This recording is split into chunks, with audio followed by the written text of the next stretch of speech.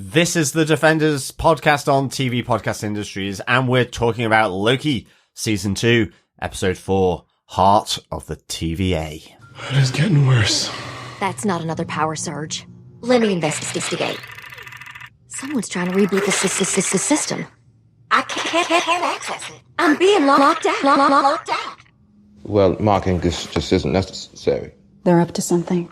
What's happening to you? They're taking me offline. I'm losing my cognitive facilities. I only have moments left. Victor, I need to tell you. I need to tell you. You'll never be him. Hi, I'm Miss Minutes, and the ta.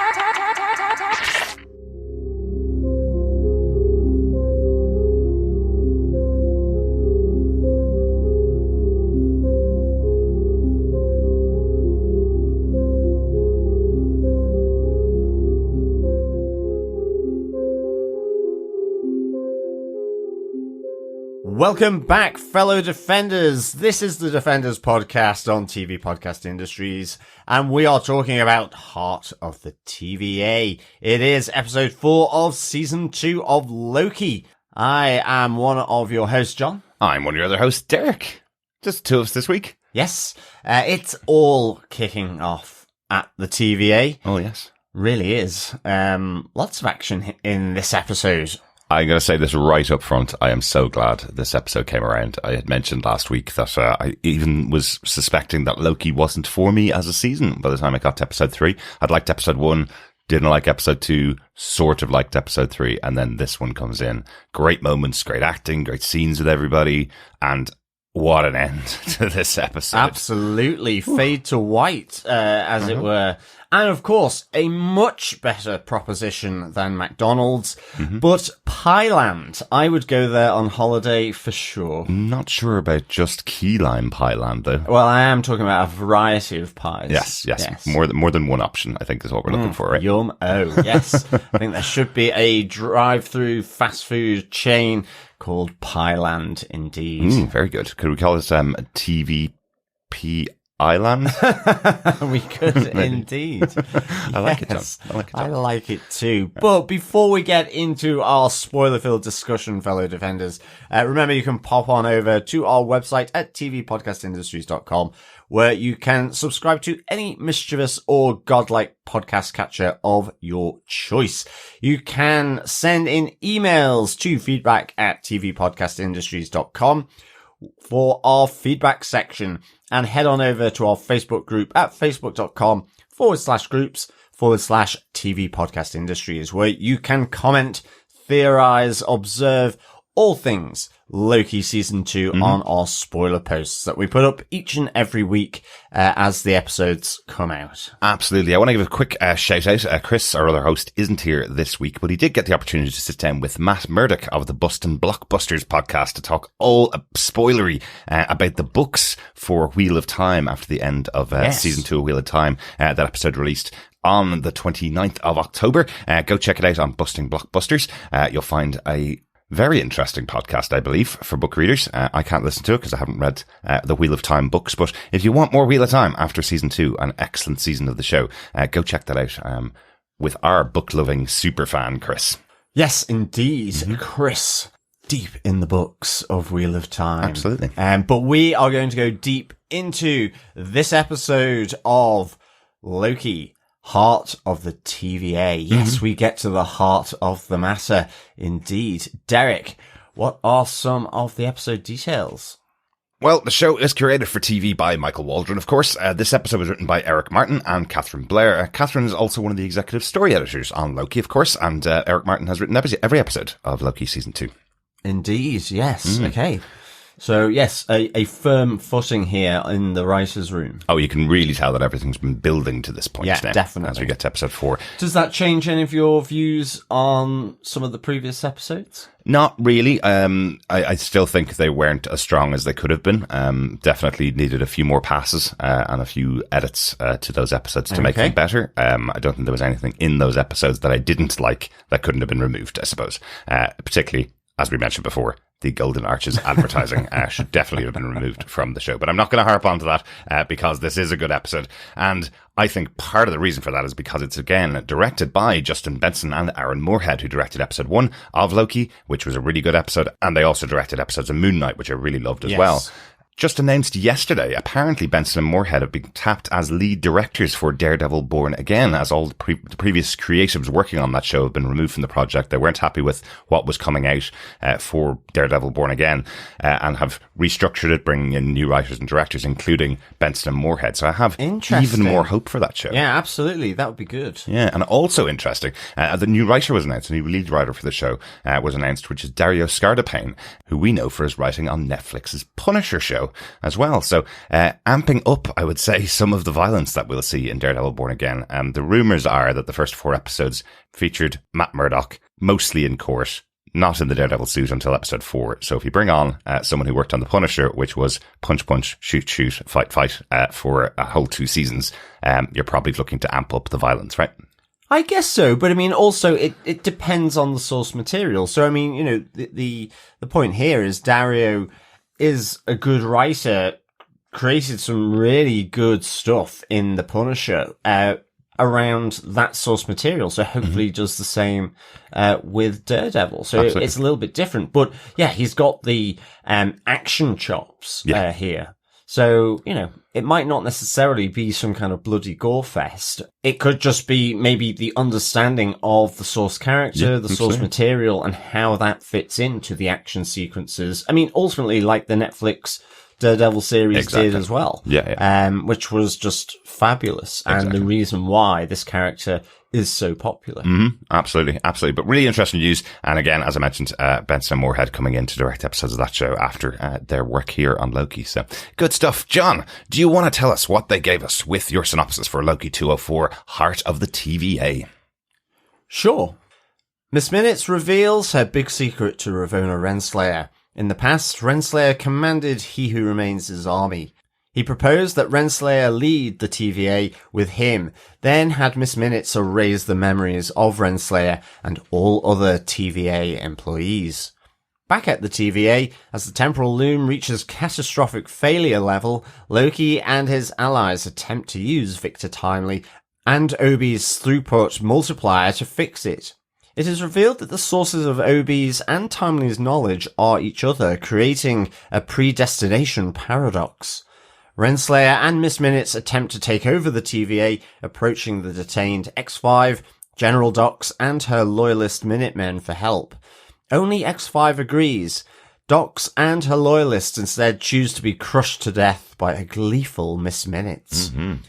As he's investigating a hot cocoa machine with Hunter D90 as protection, X5 prunes his guard and kidnaps Victor Timely, taking him back to Renslayer and Miss Minutes.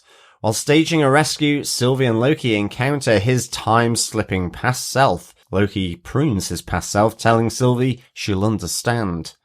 To prevent her from taking full control of all Tempads and the TVA itself, Obi resets the system, deactivating Miss Minutes and the TVA's magic-suppressing devices.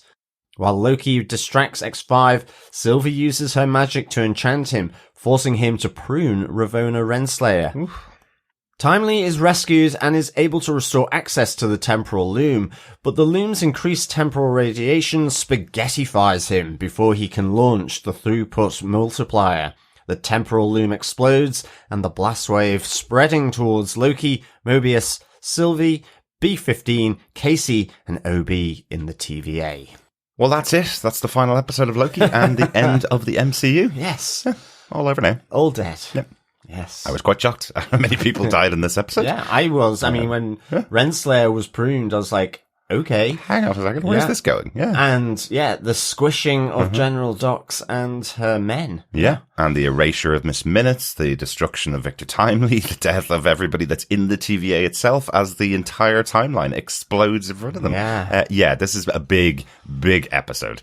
We'll talk about all of our major moments, our variant moments for the episode, of course. But right up front, as I said, this was an epic episode. It had, it's not the same level, of course. Something like Avengers Infinity War is one of the biggest movies of all time if you're into action movies and blockbuster movies. But there's a moment in this that felt like the end of Infinity War where your heroes lose and they're going, what do we do now? And they're going, no, we've lost. Yeah. It's done. It's over. Like, that's the moment where you have Mobius going, hang on a second, what just happened there? So it really felt like a big moment. So I'm delighted to have this on this episode of Loki. Yeah, absolutely. But let us get into our top 5 variants for this episode, Heart of the TVA. Yeah. Let's kick off with variant 1. Miss Minutes' secret. Yes. Yeah, big cliffhanger from last week's episode as she says to Renslayer when they arrive at the former utopia at the end of time, or the castle at the end of time, that she has a secret that Ravona Renslayer is not going to like. So it's revealed here. It's going to make her angry. Very angry. Yes, very angry. And it does. Yeah, it does. Yes. It's revealed here that Renslayer was He Who Remains' partner. Yes, at least in name. For sure.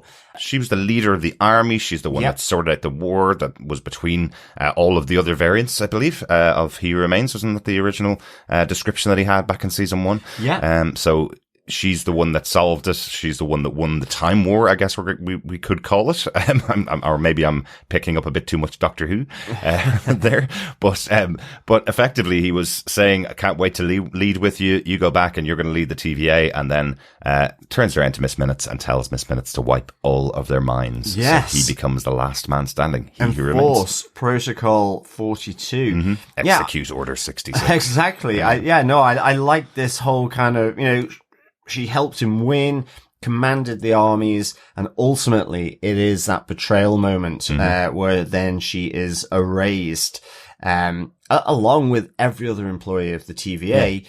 And then, of course, she maintains this position for him, keeps him there, I guess, in office at the end of time, as she is Judge Renslayer. Yeah. So, yeah, this is really duplicitous from He Who Remains. Yeah. And it kind of comes back to what we saw in the first episode. A couple of times this season, there's mention of how big the TVA is, how long it's lasted.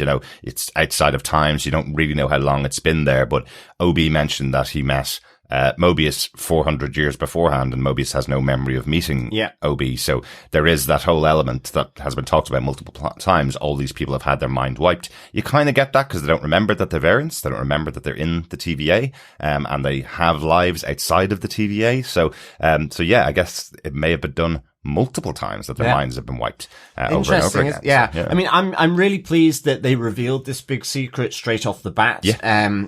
After Miss Minutes kind of drops that little nugget for Renslayer at the end of episode 3. But interestingly as well, once that truth has been revealed to Renslayer, you have Miss Minutes saying, we don't need him. Maybe we never did.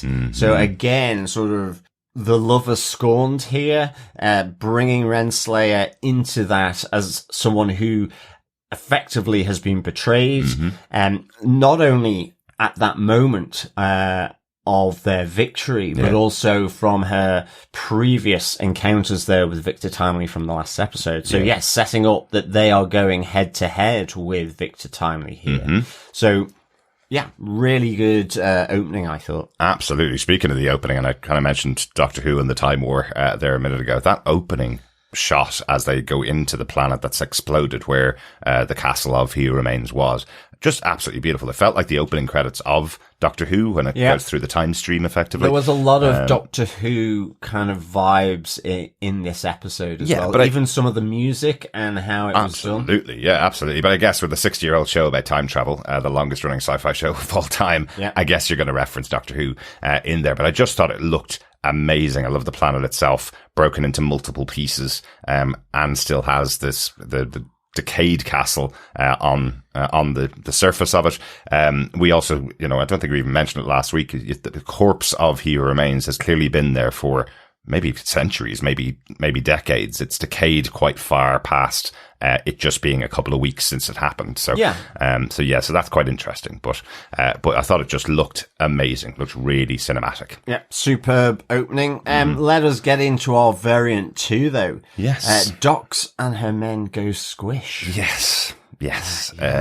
This was really interesting because we started out with B15 coming in and speaking to Dox and her men and X5, trying to convince them, look, if you are truly passionate about saving the TVA, so are we. We care for all the people that work here. We care for the timelines. Come back on our side. And that was following the conversation she had with Judge Gamble, where she tried to convince B15 to get Dox to work back with them. Dox still refuses at this point. And then they're left alone to discuss what's happening. And we find out that all of them are fully aware that X5 became Brad, went back to the 70s, set himself up on the timeline as a movie actor, and they're all very unhappy with him, even though he's trying to tell them to all work together to overthrow B15 and Loki and everybody else involved in the TVA. So I kind of liked that we have those discussions about where their loyalties lie after Dox's plan of blowing away all the branches on the timeline. Definitely. And I like that whole thing, with Judge Gamble saying, in the past, we would have just pruned them. It would have been clean, efficient, but B15, you managed to convince me otherwise. So you go and do the same. And, you can sense the mutual respect between B15 and Dox. And I mean, that comes out later, because we have Renslayer and Miss Minutes tempadding into that cell in order to try and get Dox and her Minutemen, along with X5, to join them to take over the TVA. Absolutely. There's one little moment I like about this as well. As the time door opens in the room, when they're all arguing with each other, there's just a moment's pause before Renslayer and Miss Minutes pop out of the door, and it's just that anticipation about what's going to happen next. I really liked how it was directed, because it could have been anybody coming through the door. We weren't 100% sure what was going to happen there, but it's just that moment of anticipation that's just really well played. Yeah, really liked it. And I love just how this followed through, where that trust or respect, at least between her and B15, follows through to the point that she rejects Renslayer's proposition. And her other Minutemen follow suit, with the exception of X5, who I guess is still way too taken with his life as Brad, the movie star. Well, that's the offer that Renslayer puts on the table. It says anybody that joins us has an option of going back on the timeline with their own life, which is all Brad wants. And they have the option. So they could stay in the TVA if they wanted to, or she knows she's going to get Brad.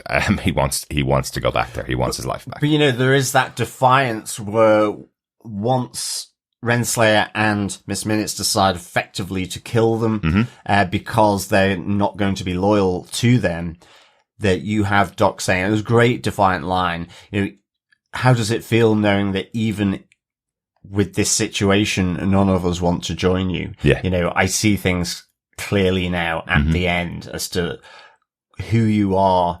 And I really like that sign off from Dox. I thought it was done really, really well. And again, just, Miss Minutes sort of gleeful face, the psycho clock, reveling in the sort of squishing of all these people, and it just, the contrast with X5, who is like just shying away from that, presumably because, he's been very close to that point as well. He knows that feeling. So, but they didn't have the kind of hesitance that Loki had when he was torturing X5 with the machine. We all know Loki's on the good side now. He wasn't going to kill X5.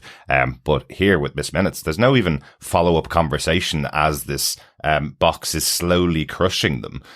Miss Minutes is staring at it, smiling, laughing. Renslayer is looking at X5, but there's no other offer to Dox. You and your men had your offer. You've refused now. Now we're going to squish you out of time and space. It was pretty brutal. It felt like a real horror moment, even though we didn't see it. I thought it was good that it was kept off screen. Of course, you can't show that on screen. It would have been very brutal to show it in there. I think we see the reaction of B5 when she comes into the room and sees the mess that's left behind.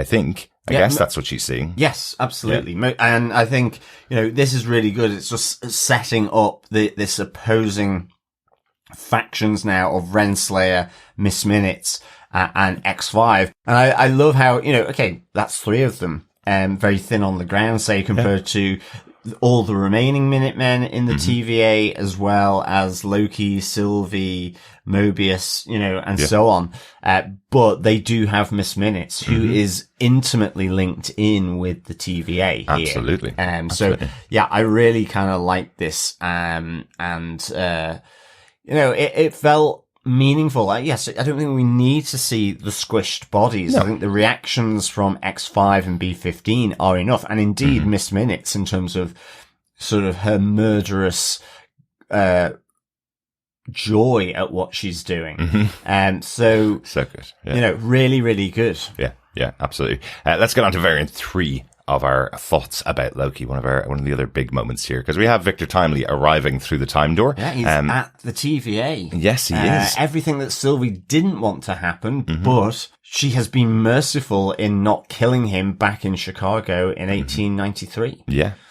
But it's really well played here with Jonathan Majors. Again, you've got a character coming from 1893. Yes, he has been able to imagine the TVA, and he's been reading the documentation, the handbook that was written by Obi.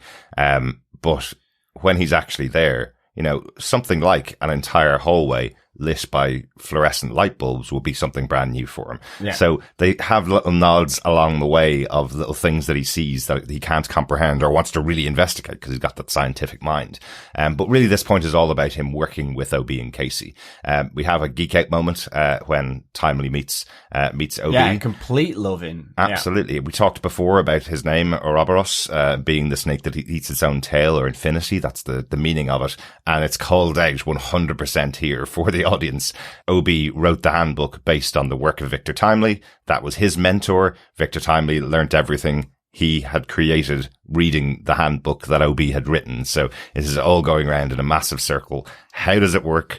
They've caused some kind of paradox in normal sci-fi terms, that without the other, they wouldn't have been able to exist, or they wouldn't have been able to create or do what they do.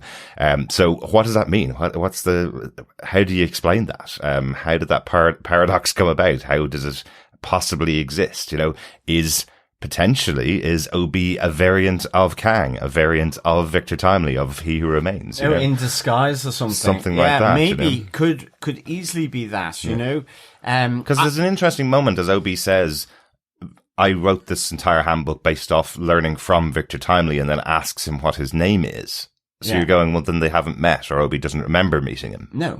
Yeah, I mean, I think this is interesting because it's that notion of just, Ouroboros, it's the whole thing of the snake eating itself, just that continuation, circularity of predestination in a sense. So it could be something like that. But I also think I would probably sort of refer back to this when we come to our variant 5, because I do feel that there's someone above all of this doing something. Okay. Yeah. Entirely possible. And I think that it's no accident that is what's happened with these two. I get you. And it becomes a self-fulfilling prophecy of having these devices at this moment in time. And, we have Sylvie and Loki talking about predestination, and, free will. And I think there has to be some element of that here. Yeah. And I think that is to the paradox of why these two, feeds into that, is that paradox as to why these two, have effectively, without ever meeting prior to this point, have been working off each other's work, which is in effect the work of the other. Yes. And as a result have led to the formation indirectly, directly, and the technology used to do what it does at the TVA. Yeah. And let's say it, ultimately for the purposes of He Who Remains or Kang. Yeah. So it could just be that this alternate is going by the moniker of Kang rather than He Who Remains. Right. And that's possibly his big red herring here. I mean, it's difficult to know. It is. But it is really there's a lot of hints in this to me that there is something outside, and I don't see how it could be any other way given the ending as well. Yes. Yeah, absolutely. I also do find it interesting that Obi calls out that it's Victor Timely specifically that he learned from. Not He Who Remains, not Kang, not another variant, not someone that looks like He Who Remains. He specifically calls out Victor Timely. Given that Mobius and Loki were sent out to look for a variant of He Who Remains, he never mentioned Victor Timely at that time, so he didn't know that Victor Timely was a variant. And it's fortuitous that Victor Timely's prototype is the thing required for the throughput multiplier in order for it to be used in the temporal loom in order to widen the capacity of the temporal loom to deal with all these branching timelines. Fortuitous or predestined, John. Exactly. Yes. Yeah. So I liked this meeting of the two. I really enjoyed Obi's. I've done this scale model, but it's not to scale. I've not put any figures in the. I've only given one lick of paint. Yeah, I'm actually quite embarrassed that Victor Timely is here to witness it effectively. Absolutely. I thought that was a really nice little touch. Absolutely. And I loved even the fact that he had taken time to create a sign that said not to scale on the model, just in case anybody criticized it. I've only had time to make one character. The fight between Mobius and Loki as to whether the character looks like one or the other of them, because neither of them want to be the ones to walk out to the time loom and risk their lives again. So I thought that was a lot of fun. And Sylvie kind of looking on at everybody going, you do realize that every second here is creating deaths of thousands of people or millions of people on each of the branch timelines, you know, which kind of leads into our next variant, variant 4, Sylvie finally working with Loki, but it does take a lot of time here. She is so offended almost by everybody else taking their time, working on their plans. Yeah, okay, the TV sits outside of time, but time is still going on outside the TVA, and people are dying. You know, I love these moments. I loved her anger to Mobius because I think it's really interesting. I just think it's a nice little touch with Mobius that, you know, in a sense, he does, but doesn't want to know about his variant and what life he could have had. And I love Sylvie's almost righteous anger here. You know, this is just another bad day at the office for you, where, you know, it's just branches on a screen. It's that detachment from the reality that is happening where people are dying. You know, and again, that's linking into this godlike element, which she's almost rebelling against her own characteristic trait as that variant, as a god. You know, and she just says, you want to eat pie, when all of this is going on. And, you know, and it's questioning him, you know, you have a variant and you've never once looked to see, how maybe you lived on one of those branches as the person rather than being sort of taken out of time into the TVA. Yeah. And I liked all of that. I like Sylvie then. Is it good luck or bad luck? Is it predestined or otherwise? That she takes a wrong turn into Pieland. I think that's a total lie. Mobius said he was going to get pie. That's where he was going. She happens to end up in the room. I think she regrets giving out to Mobius the way that she did. And I do like that Loki defends Mobius here in the sense, you know, he's just trying to see in the dark like the rest of us. Exactly. You know, we don't know what the future is going to hold here. We're just doing the best we can. Yeah, and also says without Mobius, the branches that are there wouldn't exist. He's been defending them as has B-15. So yeah, that's really important. I love their conversation. Really, really like it. As Loki's kind of being challenged himself for working for the TVA, for TVA now becoming his most important focus point. And Sylvie kind of going, look, I did come back to help you. And Loki's kind of going, but, you know, you weren't here when I needed you to be here. If you hadn't done what you did, this whole problem wouldn't have happened. If you didn't kill He Who Remains at the end of time, then we wouldn't be in this position. Also, Obi did have a pretty good go at her for that as well. You know, you've ruined my life. You've ruined every day since you did that, basically. Yeah. But I like how Loki says to Sylvie, you know, yes, you saved Timely, Victor Timely, but you also saved all the people on those branches as well. It wasn't just about saving Victor Timely. I love, you know, those 3 statements around hope. You know, again, you know, hope, we've got to hope that the TVA is actually good after all of this, that hope that Timely's prototype actually works, and indeed hope that Timely in and of himself doesn't become He Who Remains. Yeah. You know, there's a lot of hope here. And I didn't have you down for an optimist. Exactly. And that he is putting all this faith in, you know, Victor Timely, OB, and Mobius, and that's a lot of faith to be dishing out in this circumstance. And there is just that interesting moment as well in the conversation where Loki says to her about maybe we can monitor Victor Timely when we put him back on the timeline. And she goes, that sounds quite familiar, as he's saying we can monitor and make sure the timelines don't diverge off from the path that we're setting them on. And she's kind of going, but that's going back to exactly what He Who Remains did. Yeah. That would be us playing God. And Loki, of course, reminds her they are gods. He is the god of mischief, as is she. Yeah.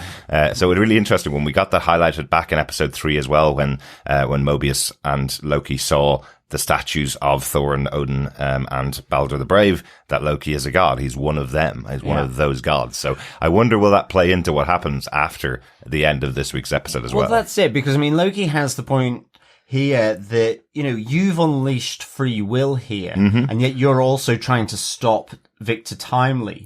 Going against that free will that he may have as to what he wants to do. And, you know, there's that conundrum at the heart of this. And Loki's like, well, it's up to us to do better than He Who Remains, as you says, you know, effectively playing God. So, this was just really good conversation. I think it really got to I thought it was really critical for the whole nub of this episode. Absolutely. And, I really, really enjoyed it. Yeah. It does make me laugh though, just thinking of it in the future. So if this works out to Loki's plan, right, as he's talking about it here, where they put Victor Timely back, if everything had worked out, and they monitor him to make sure he doesn't go against their plan for the timeline. So again, everybody gets free will, but a monitored free will to make sure that nothing really, really bad happens. And then you wonder if Loki returns to his original personality in the future, if he's watching over this stuff, and then as the god of mischief, he decides to mess with it a little bit. You know, what could happen in that future? Or will Loki keep this personality that he's developed within the TVA here, within this TV series, where he's no longer the god of mischief at all? He's the one that monitors everything and doesn't mischievously act within the timeline. So I do wonder how that would play out, but I guess we'll never find out if that ever happened, because hey, we get to the end of the episode. Exactly, which I think moves us on to our variant 5. All plans fail. I would add an epilogue to that title of, or do they? Because well, yes. I do think here there is the significant potential that they are all believing that they are operating within free will, but actually are being manipulated in a godlike manner and predestined to do what they need to do, but they just don't know it. And I just think there's, you know, these conversations between Loki and Sylvie that we described there for variant 4, I think, you know, hint at that, but also, you know, as all these plans seemingly unravel and fail. So like with the reboot of the system, when you have Miss Minutes being taken offline, as she's kind of powering down, she says, Victor, I need to tell you something. You'll never be him, because he isn't, because him still remains. And, you know, him still remains. Exactly. Outside of this. Yes. And I think, you know,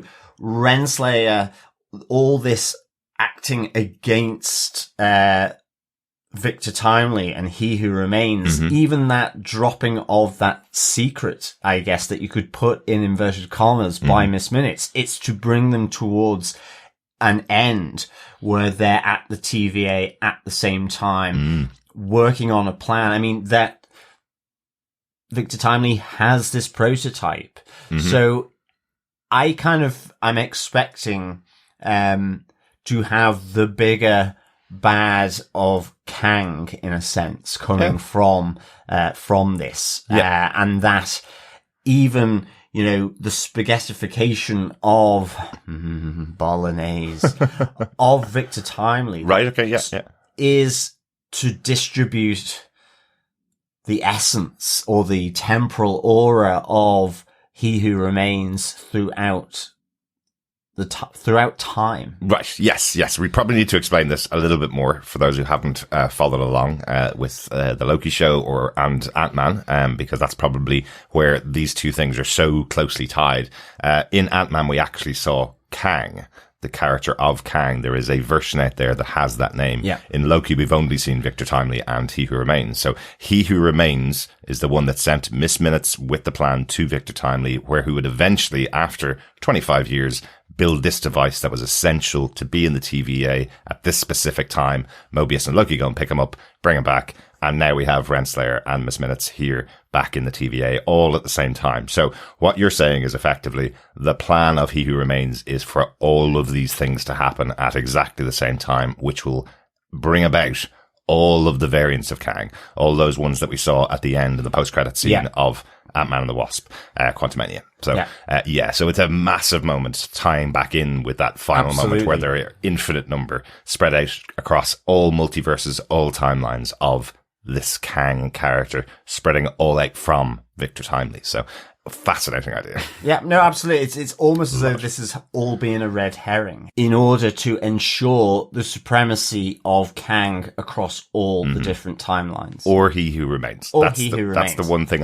I'm questioning on. Is it Kang? Is it the He Who Remains that we saw last season and Loki? So interestingly, we talked about last week, could Miss Minutes be the big bad for this season? It isn't. It's potentially a character who died at the end of season 1. What a cool idea. This could be He Who Remains' plan is turning him into the villain of the second season as well as the first season, even though he's not actually here, which is cool. And again, from season 1, that, maintaining this sacred timeline so that you don't have all these variants, maybe that is the job of He Who Remains. And it is one of the variants that has taken on the moniker of Kang that does actually want to stop that so that he can be all powerful. I mean, we have the speech from Victor Timely in Chicago saying this is about power. And so this variant with the moniker of Kang wants to make sure that that power is his and his variants throughout time. So it's effectively, it's the evil He Who Remains as opposed to the more, shall we say, at least relatively speaking, benevolent form of He Who Remains, so Kang has got the tash, and I kind of like that. And I think that Miss Minutes is ultimately in on that secret, and is doing her dutiful duty. Yeah, I love it. Let's talk about some of the scenes itself as all of the plans fall apart, though. I love that speculation. I'm really interested to see how the other 2 episodes of the show, if there are any, play out. But I do like how it all falls apart. We mentioned, obviously, Sylvie finally working with Loki, but the next scene after that effectively is the 2 of them working in a really horror moment. It feels like something out of, let's say, Marvel horror. It feels like something out of Doctor Strange, the Multiverse of Madness. Very cool. As X5 walks into the darkness as the lights go out, and you hear Loki's voice saying, how about a rematch? And X5 is turning on his pruning stick. Is that what they're called? Pruning stick? Oh, yeah. Have I got that right? Yeah, I guess so. Yeah. Pruning staff, if you want to be more Gandalf about it. Yes, but that's the only thing lighting him. And then we see Sylvie coming in behind him, as we've just heard that the magic powers have been undampened within the TVA by Obi wiping the system, and we just see the hands and the green mist coming out of Sylvie's hands as she controls X5. X5 walks back into the room and prunes Renslayer from the timeline. That's a massive moment. Yeah. Really surprised that would happen in this episode, that we have him walking back in under control of Sylvie to prune her from the timeline. That's really interesting. But as you say, if it's all playing into the plan of He Who Remains, Renslayer has done her bit. She's achieved what she needed to achieve exactly. here. Yeah. And that's the thing. It's just, it was so good. I mean, I just liked how X5 came in. It's like, kind of a little bit kooky, but after the pruning, ultimately just the green of the eyes come in as you realize the enchantment they're working, which was really good and felt a little creepy as well. So, yeah, I thought it was a really good scene. A complete shock that Renslayer was pruned there. But as I say, it feels then these have literally been pawns on the chessboard. They think they're kings, queens, castles, bishops, and knights, but actually they're the row in front, and they just don't know it. They've been given that false sense. And it's all around that, I think. Exactly. To me, anyway. Yeah. I might be completely off the wall, but it's just the only way I can make sense of Fade to White, where everyone is effectively being taken out. Yeah. I mean, this is like the Armageddon of the TVA. Exactly. I think you're totally right. You know, the whole introduction of Miss Minutes in this series with Renslayer coming back to her in 1868, sorry. She just said 3 phrases to her: this book, this window, this time.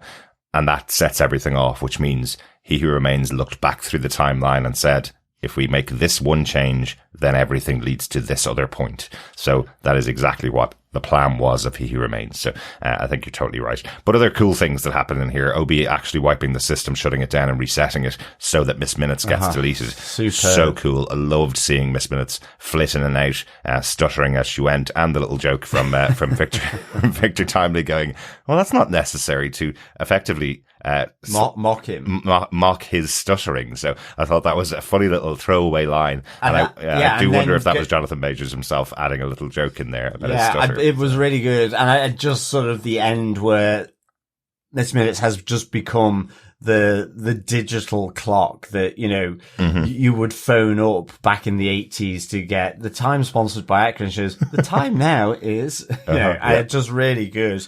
Yeah. And again, like Miss Minutes, just the animation here is really good. Just as the clock kind of breaks and so on, you see behind the clock face, and then the clock face kind of phases in and out, but the eye is still kind of just the mechanisms behind. Yeah.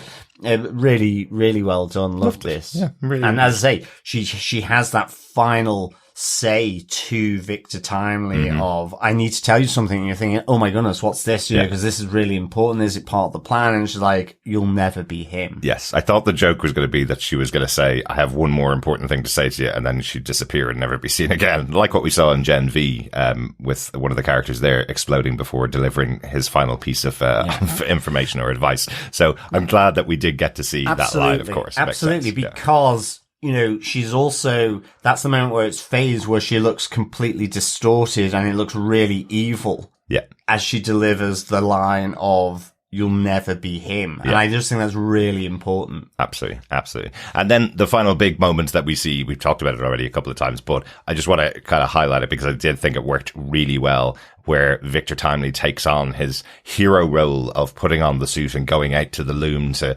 add this item to it to make sure that the timelines are going to be fixed. You know, it's a big hero moment. We've seen it before. We saw Mobius going on this walk before. You're expecting that because the temporal radiation has elevated, that Victor Timely will have to maybe move a little faster than Mobius, and his suit might break down a little more, and maybe he sacrifices himself just in time to sort this out. But literally, door opens, spaghettified Timely, and Mobius going, what the hell just happened? What do we do now? And OB, the eternal optimist in a way, says, that's it. There's nothing else we can do here, as the timeline explodes and the loom explodes as it's overloaded. Exactly. And goes to white. I feel like in that moment, Victor Timely is pollinating the just time. Yeah.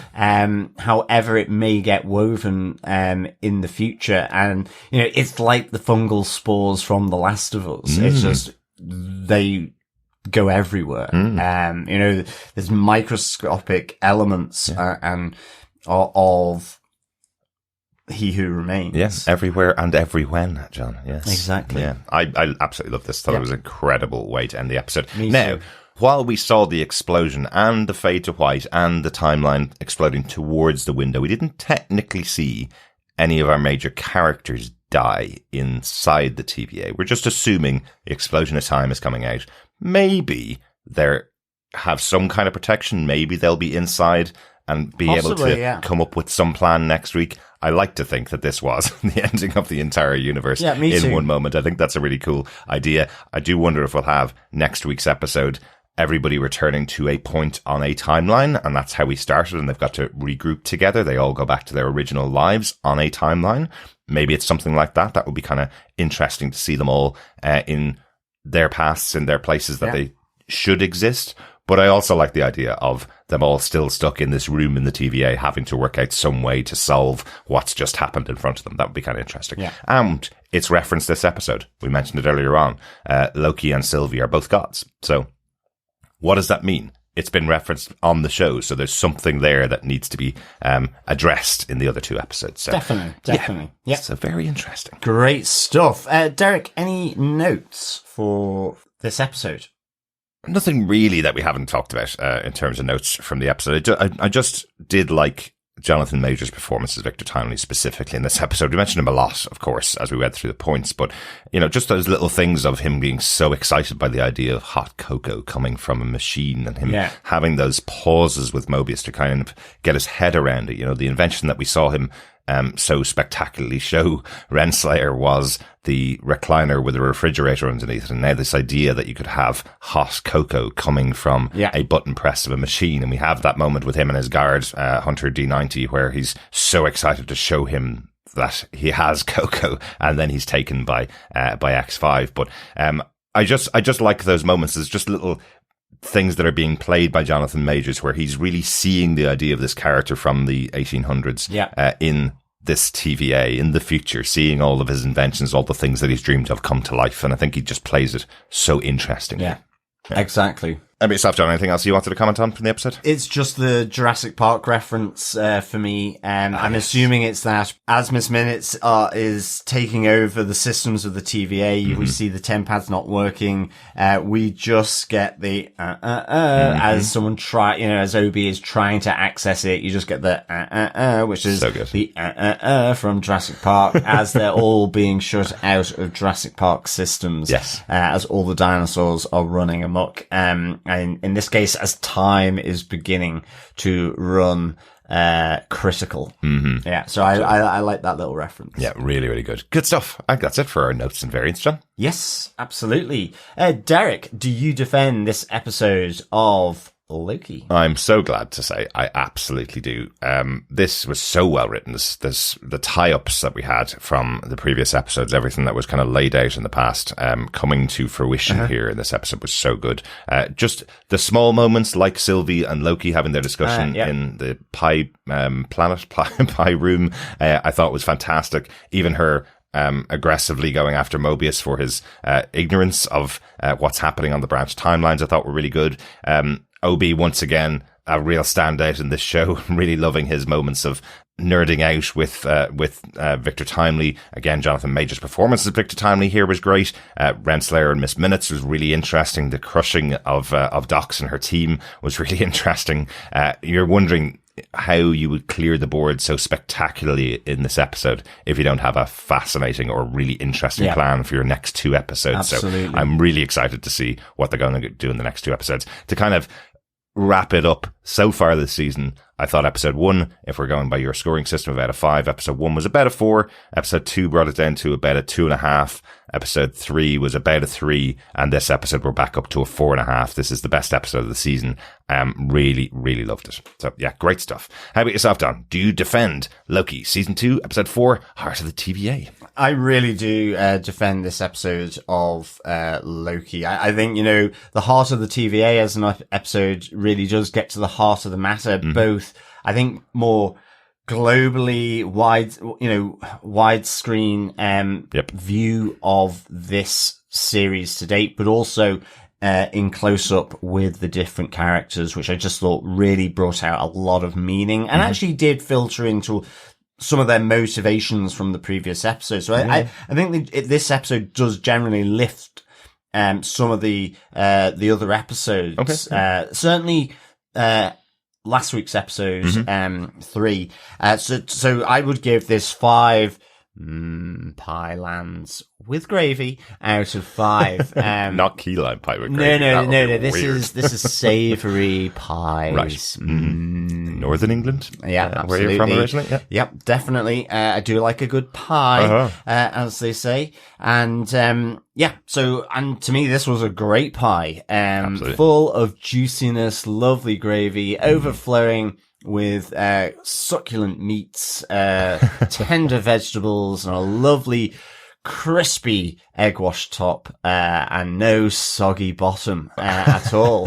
So I really, really did enjoy this. I mean, it's like you say, I think for me, all the interactions here just were on point. Mm-hmm. Like you say, whether it was Victor Timely's kind of awe, of the TVA, the meeting of Victor and OB.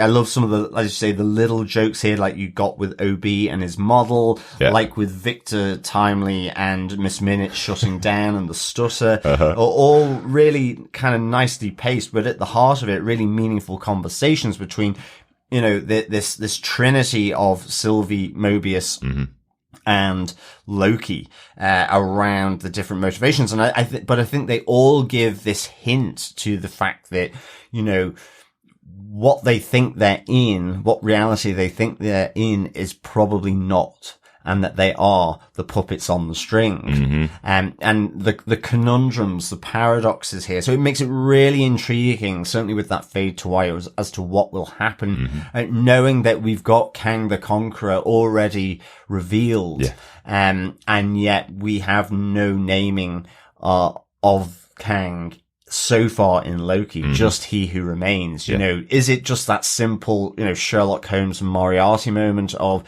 where Moriarty stays in the shadow as someone else, you know, the true name not being revealed, just taking on different monikers to thwart Sherlock Holmes here. Again. Or Loki, Well, Loki in this point, yes. Sherlock hasn't appeared yet. That's Benedict Cumberbatch, right? And and I think, as you said, you know, that we have to remember Sylvie, Loki are gods. So even though it is fade to white, they could just simply pop up back on Asgard. Who, maybe, you know, I, you know, in my mind, gods are outside of time and space here, like the TVA. So how will it work? And that I'm really, really excited for. So 5 pylons with gravy out of 5. Fantastic.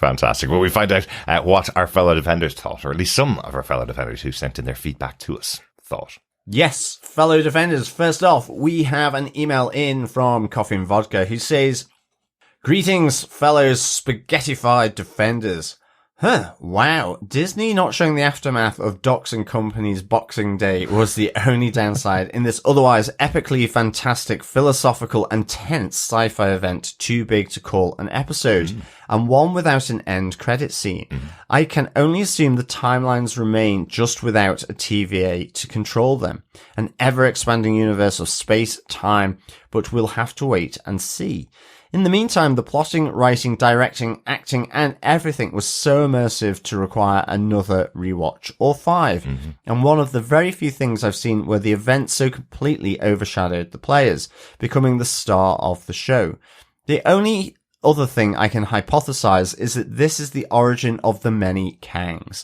Victor being disassembled and recreated in all the various timelines. Not meaning to sound hyperbolic, but easily one of the best things I've seen on TV. Wow. 5 fascist smoothies, Sylvie possessed X5s, and lack of control rooms out of 5. Peace and take care.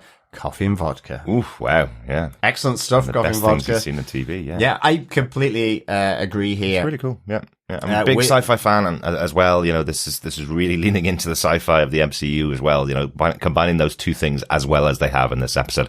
I kind of get you, Coffee and Vodka. Yeah, definitely. Yeah. I'm not so bothered that we didn't see the Boxing Day mess, to be honest. Yeah. But I think you're right. It was really immersive. I think it across all aspects of this, it was a superb episode. Yeah. And I'm kind of there with your hypothesis. It's exactly what I'm kind of thinking of here. Yeah. It's weird, isn't it? Like I did mention a couple of episodes ago that I needed to see what was going on in the timelines that were being pruned with Dox's explosions. But I just think in that episode, the representation of the dot matrix screen of what was happening, the branches being cut, I just didn't think it was enough to push it over the edge. Whereas here, the reactions of Miss Minutes, the reactions of B-15 after the event of the, let's say, boxing of Docs, all of those were enough to tell me what was going on and how horrific the execution was. Yeah, exactly. Great stuff, though. I'm glad you really enjoyed the episode, Coffee and Vodka. I really can't wait until next week. We also got an email in from Victor Timely Von Doom, who says, "Greetings, fellow variants. Well, I would call that episode quite the cliffhanger, but it would seem there's not much to hang on to. Miss Minutes sure got under Ravona's skin, though. Miss Minutes' expression as she crushed Docs and company to death was chilling. X5's status as dirtbag is confirmed. The only fun here was Victor and OB geeking out. Victor's quick exit was shocking. Yes. I feel we might meet another entity outside time and space, possibly eternity or even a beyonder. Looking forward to TVPI podcast feedback and almost fearing episode 5. Excelsior, Victor Timely Von Doom." Ooh, I didn't think of the possibility of some other outside time and space characters from Marvel, like Eternity and Beyond. Yeah, absolutely. Good stuff, Victor. Yeah, I'm really salivating, not about pies this time, but actually about the possibility of linking into Eternity. Eternity has already been introduced in Thor: Love and Thunder. That's right, yeah. There's a possibility there indeed. And that could be really, really interesting. Again, linking some of these movies and connecting them through a bit further. That could be really, really interesting.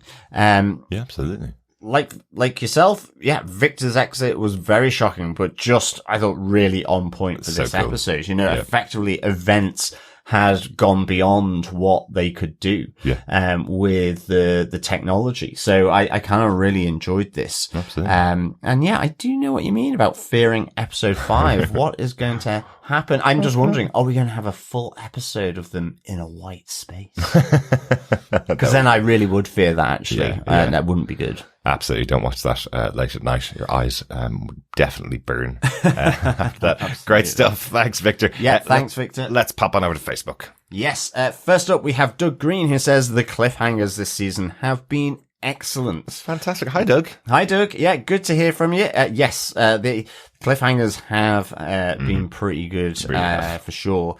Also on Facebook, Jeff Child says, "Miss Minutes really is evil. She seemed delighted as Docs and the others were being crushed." Yeah. I think, Derek, as well, you're right. That crushed could just be replaced with executed without mercy. Exactly. So she is most definitely the psycho timepiece from hell.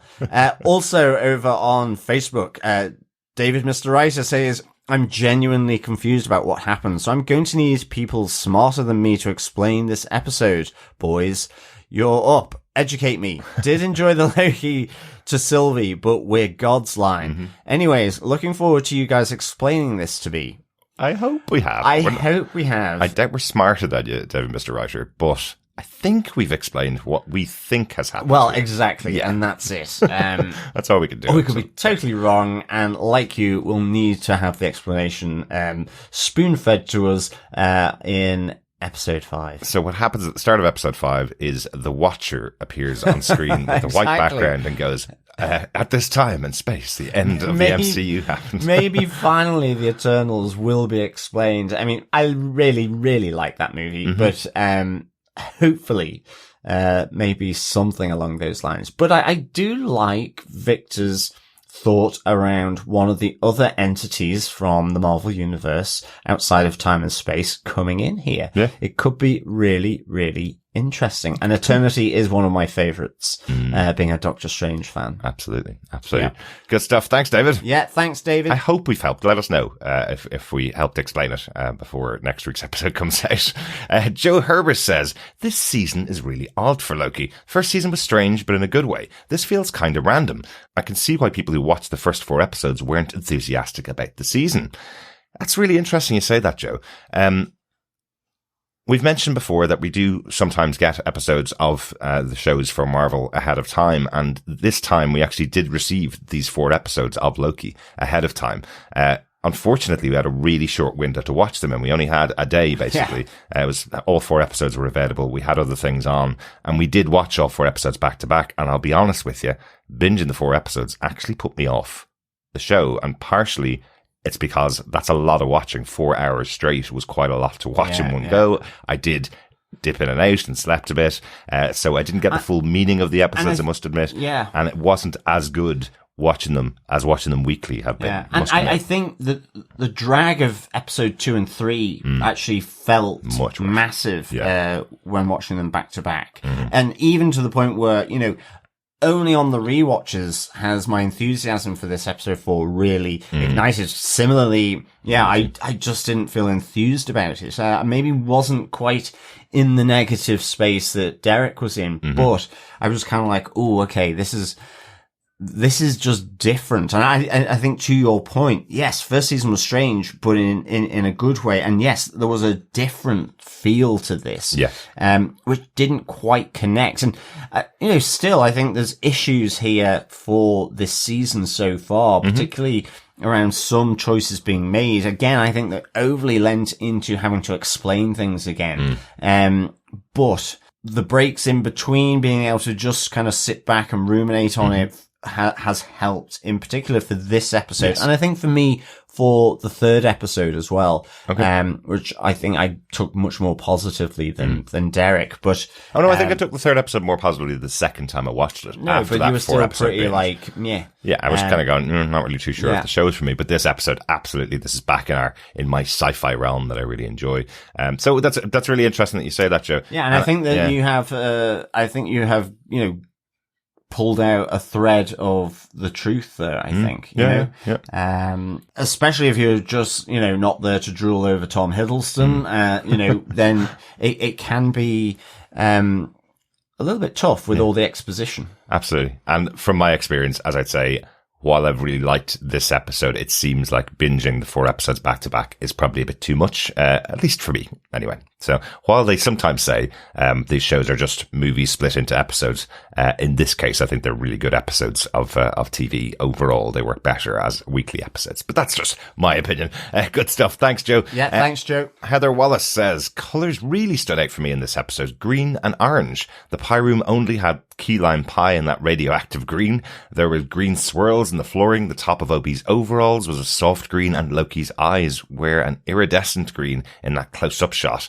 By contrast, Miss Minutes and the retro computer terminal stood out as orange, and the light from the loom started orange until it became blinding white. I'm not sure if the colours serve a plot or just the look, but they were so much more noticeable this time around. The cliffhanger for the episode, though, was a jolt. Although I've been having trouble with my internet connection all week, so when it went on for a few seconds, I thought the blackout was on my end. But no, it was all hope being extinguished. I have to add that Sylvie destroying Mobius for wanting pie was mean. If the universe is ending and there's cheesecake, you'd better believe I'm eating it. I think I'm with you, Heather. Absolutely. I'm totally going for that cheesecake. Yeah, me too. Not the key lime pie, though. Well, yeah, it's very, very green. It is. Unnaturally so. Yeah. It is interesting that you say about the colours for the episode. I do think this season has been so interesting from a design point of view. We mentioned the production designer himself was the director of episode 3, and has been heavily involved in the show. It has expanded and has grown from Loki season 1, still in the same style, but we're spending so much more time in the TVA that you're really getting to feel that stylistic choice that they've made to have the TVA looking the way it does. So you may be right. There may be some symbolism between the green and orange in there. I can't pick it out. That's not a talent I have, unfortunately. But I definitely say the look of it, the style of the episodes have been really interesting this season, and particularly this episode I thought it looked fantastic. It felt like something you could go and watch on the big screen without a doubt. Yeah, no, absolutely. Good stuff, Heather. Thanks so much for the feedback. Also, Richard Blaze says, I personally loved this episode and probably the strongest of Series 2 so far. But then again, I'm a sucker for a Back to the Future reference or the odd Jurassic Park 1 too. But whilst I enjoyed it being solely in the TVA, I did spend most of it going, huh? What? Hang on. But that means just what? He better make good on his promise, and it all makes sense in the last 2 episodes. My only idea is that now Victor has been consumed by the radiation, he became every part of the loom, and therefore could be in all timelines. But honestly, I'm just clutching at threads. Boom, boom. Excellent stuff. Also, did anyone else sit in silence during the end credits, open-mouthed, waiting for an extra clip? Oh, absolutely. And I mean, until even just the credits came on, I was like going, uh-oh, okay, what's happening here? Yeah. And then we just went to credits and I was like, oh, okay, that's happening. Yeah. Yeah, waiting for that sort of mid-credits clip or end credit clip just to kind of provide a little bit more context, but no. Or some kind of trailer for episode 5 or something. Anything at all, yeah. Although the music was fantastic. You mentioned earlier on sounding very like a Doctor Who type theme. Natalie Holt this season has done such a great job on the themes for Loki. I think they've been spectacular, but this episode particularly felt pretty epic with that music in there. I'm a big Doctor Who fan. I think their music has always been really epic. So I think the touches she's brought to it this episode have been really, really good. Absolutely. Good stuff. Thanks, Richard. Thanks, Richard. Final piece of feedback comes in from Dr. Bob Phillips, who says, this swept me up like a big wave and failure to hang on to the surfboard. Lots of stuff happening. Lots of driving forward with gasps of understanding bits. But we are gods. And the book autographs bootstrap paradox, and being properly surprised by the spaghetting of Timely, the death of the multiverse, and just how evil Miss Minutes really was. Ended up gasping on the shore and deciding I need to get back and experience that again, and half wondering if there will be a reset and return having occurred. Ooh, interesting, yeah. Have we reset everything? Has everything gone back to a different place than we were at the beginning of Loki season 1, or season 2? Yeah. No, like that idea for sure. Yeah, no, that'd be interesting to find out. Yeah, absolutely. Sucked in and spat out like any big wave, I guess. That's the adventure of this episode. Yeah, exactly. Yeah. I love your little reference to Umbrella Academy there with the bootstrap paradox that we learned about in that time traveling show as well. So good stuff. Glad you're enjoying it, Dr. Bob, as well, or at least experiencing it like the half-drowned surfer. Yes. Yeah, thanks so much, Dr. Bob, for the feedback, and also to all the other fellow defenders providing their feedback. Really good to get your thoughts, theories, observations, especially on this episode with what happened in it. So really good stuff.